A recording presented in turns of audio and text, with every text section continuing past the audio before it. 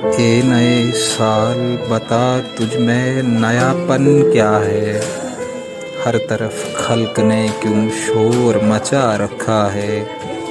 रोशनी दिन की वही, तारों भरी रात वही। आज हमको नजर आती है हर एक बात वही। आसमां बदला है अफसोस न बदली है ज़मीं। एक हिंदसे का बदलना कोई जिद्दत तो नहीं।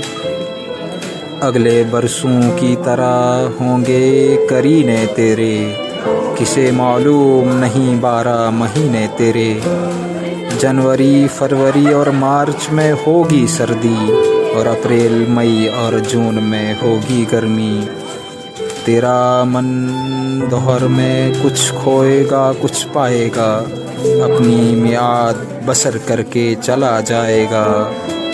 तो नया है तो दिखा सुबह नई शाम नई, वरना इन आँखों ने देखे हैं नए साल कई।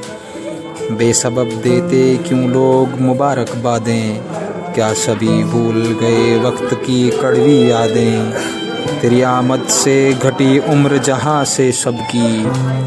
तेरी आमद से घटी उम्र जहाँ से सबकी। फैज़ ने लिखी है ये नज़्म निराले ढब की।